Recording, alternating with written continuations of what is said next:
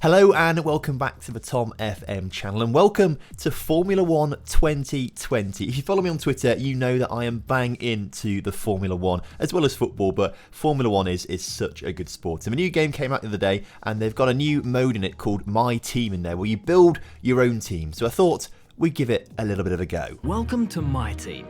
Here, you'll experience the world of Formula 1 not only as a driver, but as the owner of a brand new F1 team. First things first.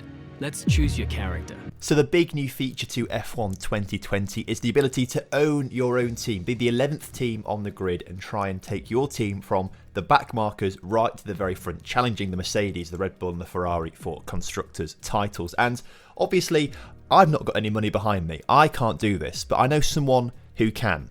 And that someone is Shtygel. Now, if you don't know Shtygel, then you need to watch my Football Manager videos because he has been with us every step of the way on our recent Journeyman series, and he's a bit of a character in real life. He's actually been banned from football for match fixing, and that is where he's got all his money from. So suddenly he's made all his money from match fixing.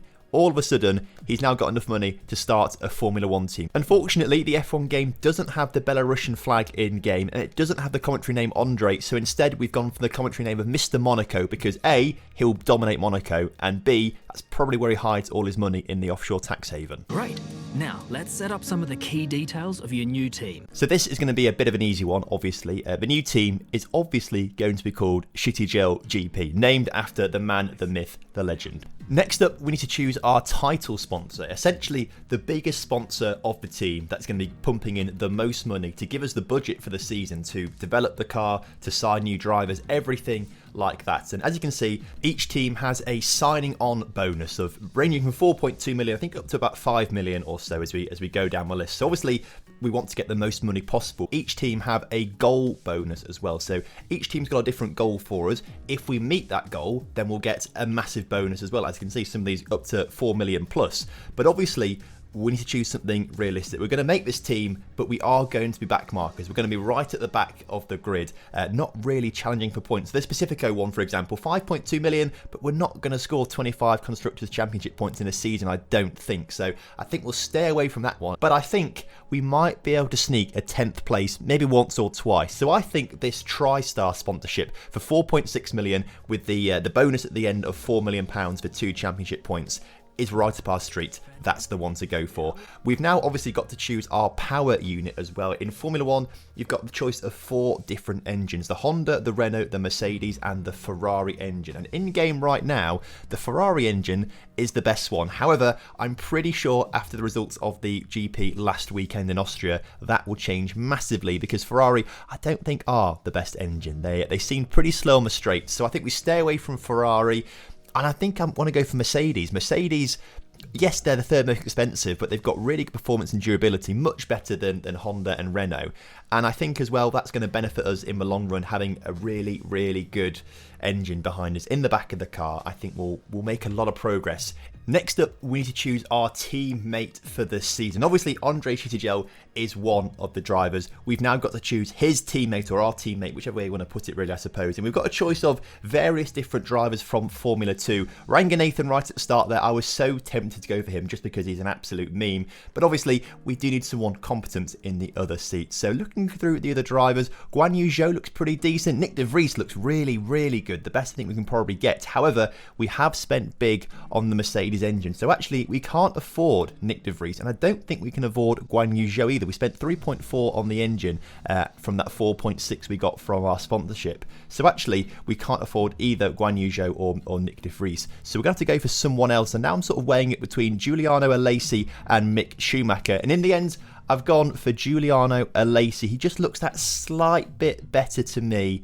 And I've seen loads of other people go for Mick Schumacher as well. I want to do something slightly different. So Giuliano Alesi is our teammate for the season. The next thing to do is to design the car livery for the season. Now, we're very limited in terms of options right now because the game has just come out. As we unlock things more down the line, we'll have more liveries to choose from. So we can change our livery every single season. But the colour scheme that I want to go for is the Belarusian national flag. Obviously, the country where Shtygel is from. The racing colours, I don't know, it's red, green and white. That's the flag. So that's probably the sort of colour scheme we're going to go for as well. But I'm going to leave that until we actually get to the actual car reveal later on. So I have to do the car and the badge right now, but you'll see those later on down the line. Now, next up is the Season Select. Now, essentially what you can do in this game is choose if you want to do the full 22 race calendar, 16 or 10 races. And I believe you can change this every single season. So one season we could do a full 22 race season, some we can do 16, some we could do 10. And I thought we'll start things off with a 10 race season, just because I want to get the ball rolling on this. I want to try and get through as quickly so we can get to the point where we actually are competing for championships pretty soon, thinking about it. So I thought it would be quite a good idea to try and get through some races quickly. But on this 10 race season, I just couldn't cut it down to 10 tracks. There's so many tracks that I really, really like. So I think in the end what I do is change it to a 16 race season. Now, as I say, we can do a 22 race season at some point, we can do other 16 race seasons at other points, and we can do some 10 race seasons at some points. Like we could have a whole season dedicated to the European Grand Prix or something like that. Like there's so many opportunities and possibilities with it, which I think is really, really good of Codemasters to implement. I really like it. So we're going to go for 16 races. I did actually change the race calendar in a second because I did press accept a bit too soon there. So I'll go back and change some of the tracks. Like we don't want China in there, for example, because China is not one of my strongest tracks. I much prefer Australia as well. So plenty of different options for tracks there to choose from. But yeah, we can do different calendars every season, and I think that keeps things a bit fresh for you guys as well. Makes it easier for me, because sometimes going through a 22 season recording it is an absolute slog as well. Like sometimes that just isn't that fun in a way. So sometimes it's nice to just break things up and do a shorter season as well, like we're doing with this first season for the 16 race season. Now, as part of the 2020 game, they're trying to increase the media side of things, to make the media a bit more important. So right at the start of your career mode, what you'll do is you'll have an interview with Will Buxton from Formula One, and he asks you some questions, and the way you answer it will give you certain upgrades at the start of a season. So if you put all your answers towards like the engine power or something like that, you'll get a really, really big engine boost at the start of the season. So let's see what Will has to ask us, and hopefully we'll get some good answers. Hello folks, and welcome to the HQ of Formula One's newest team. We've been invited backstage to gain an exclusive insight into what could be one of the most exciting entries in the sport for many years. Now, we've seen a number of new teams enter the sport over the last decade, amongst their number Manor, Caterham, HRT and of course Haas. And while some have proved to be successful, others have morphed into different teams and some have disappeared completely. What marks this team out though as being something different is that its owner is also its driver. Now, there's a rich history of that in Formula One too. Sir Jack Brabham, John Surtees, Graham Hill and Bruce McLaren all drove their own cars in the sport, but it has become increasingly rare in recent years. What's very special about this team though is that while the team itself is new to Formula One, so too is its driver and owner.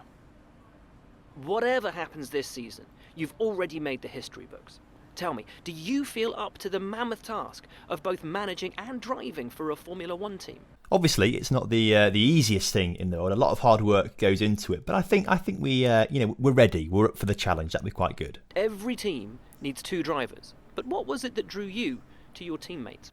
Well, I've got to say, I looked at his attributes on the paper and I thought, yeah, those attributes look pretty decent. So really it was, we've seen what he can do on paper and I see a lot of potential in those returns.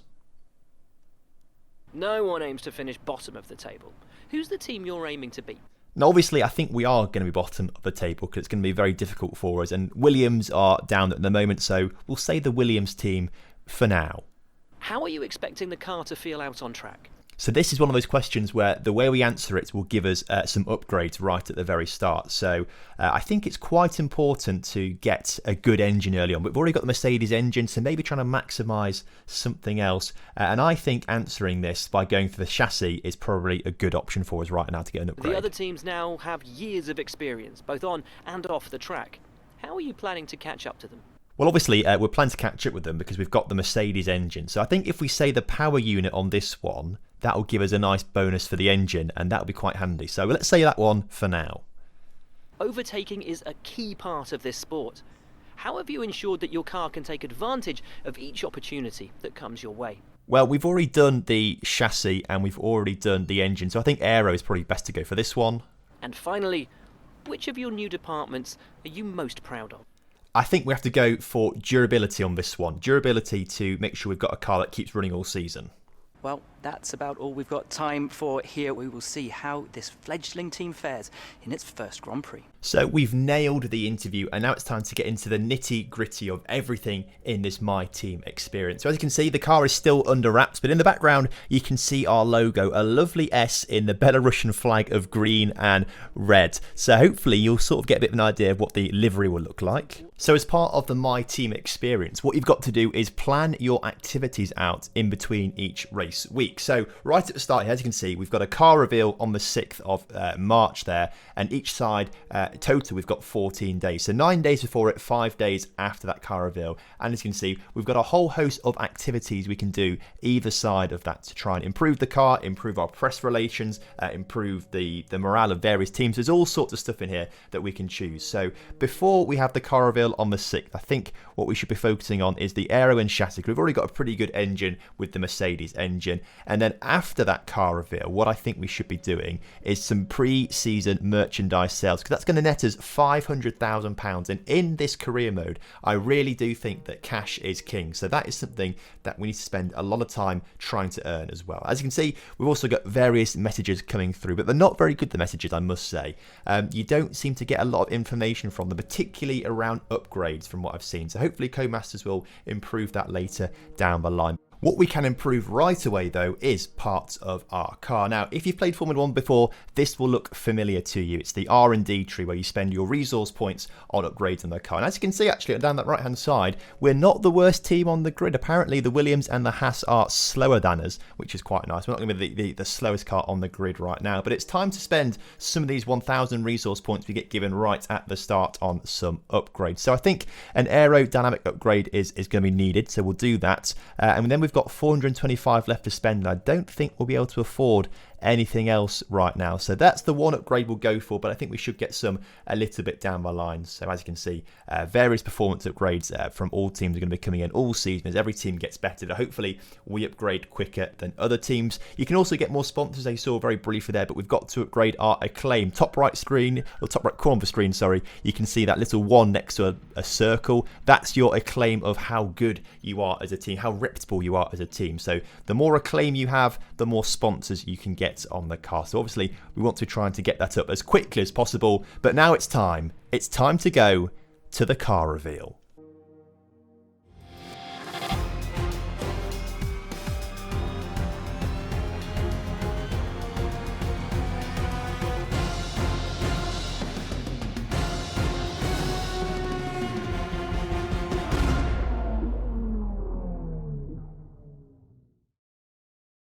So there you go. There is our car. We've gone for the Belarusian flag colours of red, green and white. I wanted to make the primary colour green because we've got so many red cars on the Formula 1 grid already. We don't have any green cars, and I thought that would make us stand out a little bit, look a little bit different, and also sort of bring back that famous British racing green kind of, but maybe it's now Belarusian racing green instead, potentially. Either way, because of that, we seem to have been given a ton more research points as well, or resource points. So it's time to put some upgrades into the chassis as well as the aero, and I think we'll have some points left over afterwards as well. So I think it's probably a good idea to do some also upgrades on the durability of the car as well, because obviously we want the car to be lasting as long as possible before we have to make engine change and swaps out, and then obviously that means less points lost at the end of the season through various different penalties for having to make upgrades and changes to the car if we need to. So 3 upgrades coming hopefully for the Bahrain Grand Prix after the Australian Grand Prix. That would be pretty decent, but yeah, it's time to sort of now actually get into things and go to the first race of the season. Morning boss, Jeff here. Thanks again for bringing me on board. You've found a lot of talented people for this team. I can't wait to see what we can accomplish. Our journey to the Constructors' Championship starts here today, and the car is ready to head out whenever you are. So heading into the first practice session of the season. Normally I'm not going to show you practice, but I thought just for the Australian Grand Prix I'll just show you a short section of it. Essentially what you do in practice is work out how the car works best, the best setup for the car, but also you've got these sort of challenges to complete as well, like we're doing right now, trying to go through all these gates. And if you meet the challenges that the team set you, you get additional resource points to then use for car development down the line. So it's well worth doing the practice sessions to earn all these resource points, because it makes you much better down the line, makes you a better team. So it's worth doing it, but it's just not the most entertaining thing to show you guys on an episode every single time. So just thought I'd show you very quickly a bit of practice, but we're going to jump straight into qualifying and hopefully not be last place on the grid. So as we head out for our first ever lap in anger in the Shtygel Grand Prix racing car, what a moment this is. Now I think we are going to be out in the first qualifying session. Obviously, you've got 3 qualifying sessions in Formula 1. In this version, obviously, we've got 22 cars rather than 20 cars. The bottom 6 go out in Q1. The next bottom 6 go out in Q2. And then the top 10 fight out for pole position in Q3. Now, I should probably just say as well, I've obviously got the racing line on the corners here, mainly for the braking zones, because I would not know where I'm braking otherwise. I feel like I'm pretty good, actually, on knowing where to position the car. It just, when it comes to actually braking, I've no idea where I'm meant to be braking. I can't be bothered to try and learn and remember it all, because that's a lot of effort to do a lot of, braking zones and things like that for every single track. So that's why we've got the racing line on. Should also mention as well, I've set the difficulty right now to 85. Back on FM, not Football Manager, F1 2019. I usually race between 85 and 90, depending on the track, and that seemed to be the right level for me. It seemed to be where I could get the car realistically to where it should be on the grid. So I thought we'll start off at 85, and that should be pretty much the same as it was for F1 2019. So, but obviously we can change it up and down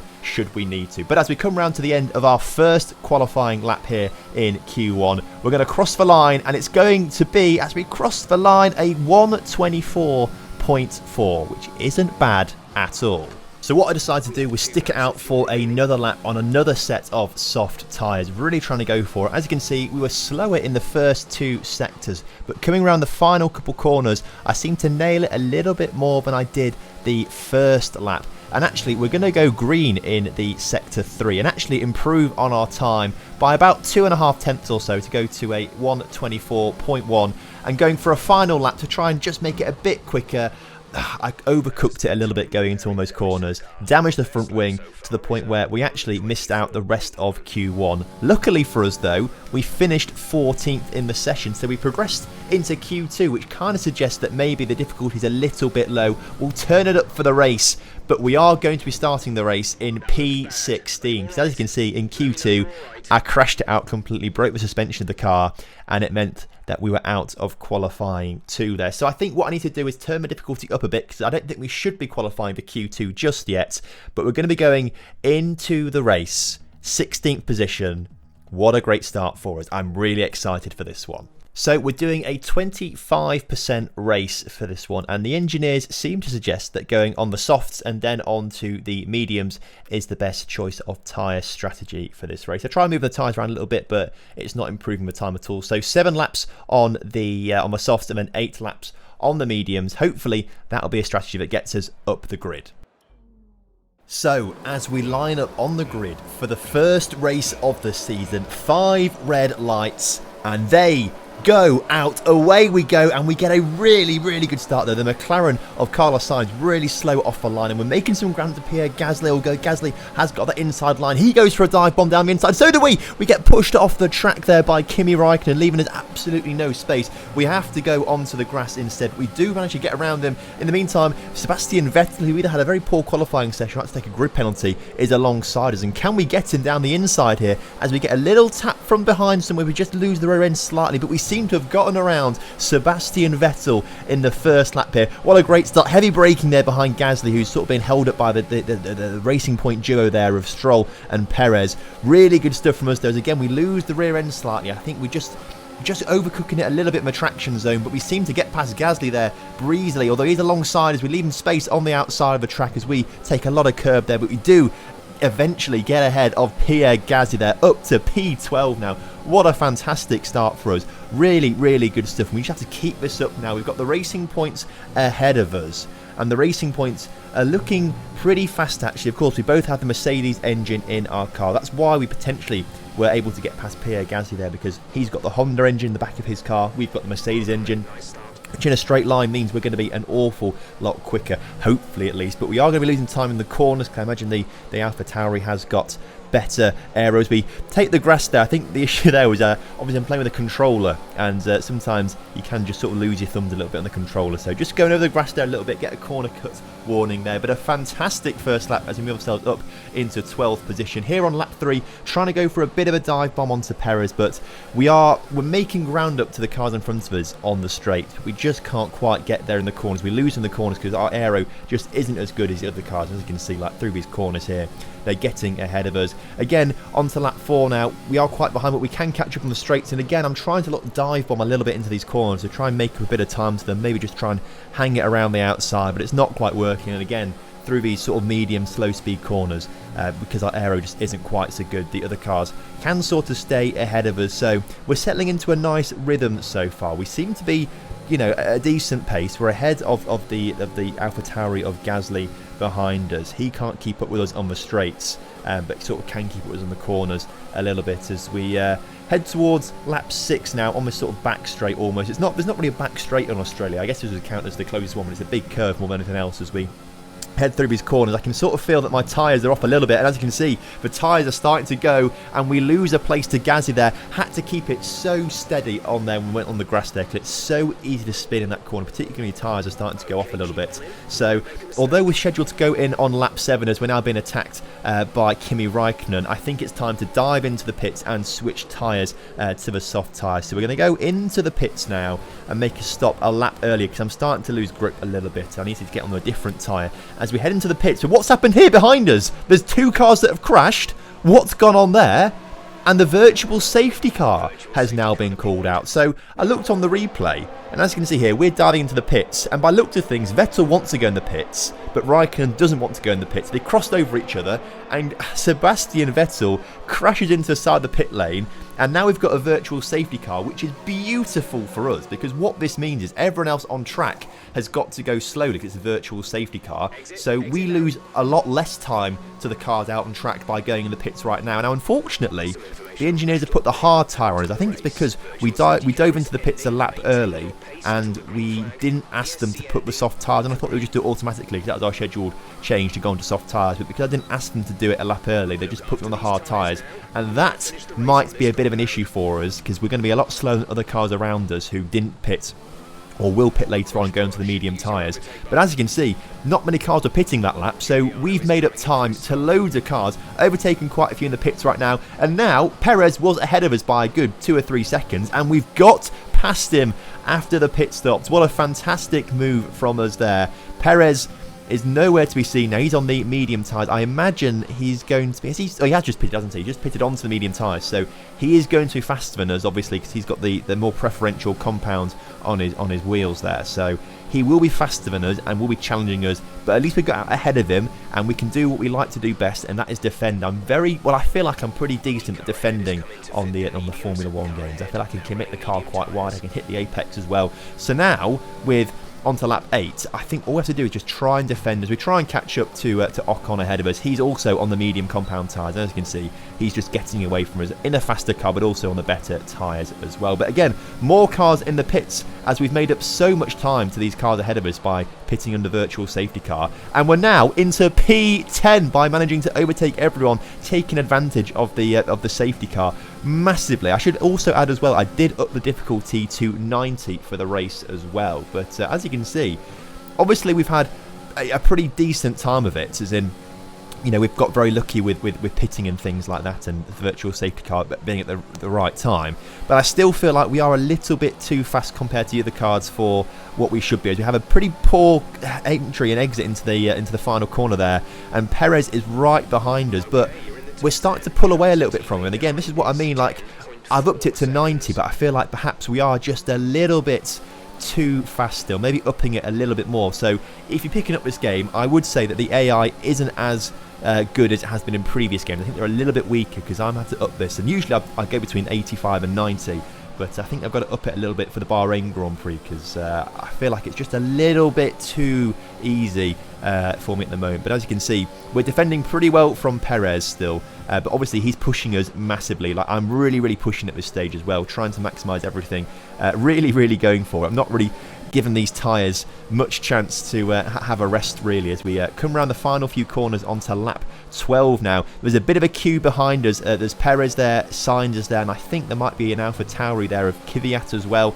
right behind us. So there's 3 cars right behind us, and here comes Perez now looking for an overtake, and I think it might finally happen. He's got better tyres than us, but unfortunately it took him quite a while to get past us, and as we try and go around the outside we end up going on the grass, and going on the grass has messed up our tyres a little bit, and we touch the wall and we've lost a bit of our front wing. Carlos Sainz also goes through us. Now here comes it's Gasly behind us. Grosjean's behind Gasly as we mess things up again. Obviously going onto the grass has absolutely ruined a bit of grip on our tyres there. We've messed up the traction, we've broken a bit of front wing, and we've just lost P10 and dropped all the way down to P13 towards the end of this race. It was going to happen at some point. I felt like these cars were going to come and attack us at some point, but from what I've seen, our engine's pretty good. We've got the Mercedes engine, and also I feel like the difficulty is a little bit too low, so it made it a bit harder for the cars behind us to overtake. But I think it is quite difficult for these cars to overtake anyway, and as you can see, without my front wing, I am really struggling. We're on lap 14 of 15 now, and in that time, Kimi Raikkonen has managed to catch us up from behind. So he's in 14th just behind us. His teammate Giovinazzi behind him. Both of them looking to try and overtake us into the final lap to pick up a better positioning. We're not fighting for points now. We're not going to catch up to the cars ahead. In fact, we've dropped 9 seconds behind the cars ahead, as you can see on the timing sheet there. We've really dropped a lot of time as we are battling with Kimi Raikkonen. He was on the inside of us. I tried to leave him space, but I think we probably cut him off just a little bit as he has dropped back over half a second behind us now, and I think it should be a pretty comfortable final lap now as we come round to the final corner here, as you can see, and he has caught us up a little bit but not got too close to us as we actually get a pretty poor exit out of the final corner. Kimi's catching us. It's a drag race to the line. Who's going to get it on the line? And we just about come away with P13 there, just finishing ahead of Kimi Raikkonen's Alfa Romeo there, but 13th on our debut. I think we should be pretty pleased with that. Yes, we had a lot of factors going in our favour. Difficulty maybe being a little bit too low, being a bit worse than I expected, the AI drivers, but also having that huge advantage of pitting under the virtual safety car. Our teammate, as you can see there, finished in P19. We didn't really get to see him all through his race, which was kind of upsetting. Hopefully, we'll see him a bit more in the future, but I was very pleased with that race. What I'm going to do is up the difficulty for the next race, though, because I think we were finishing a little bit ahead of where we should be, but I think 1995, that's probably sort of the area that we want to be. As you can see, after that race, our team acclaim is increasing to mine's at level 2, or Shtygel is to level 2, I should say, whereas the team has also gone to level 2, which I think we should be able to get another sponsor for the car now, which is fantastic. And crucially, as you can see here, look, damage deductions. Apparently, it actually matters. It actually matters, damage on the car. Normally in career mode, it doesn't matter at all, but on this team one, you have to pay for the damages, so you've really got to look after your car massively. Next time out, we're going to be in Bahrain, which is going to be a really good, fun race. Bahrain is one of my strongest tracks, so I feel like we could do some damage there. I feel like that could be a really positive race for us. So, if you've enjoyed today's episode, please do drop a like on the video for me, and of course, subscribe to the channel if you're new around here, and I will see you next time for the Bahrain Grand Prix.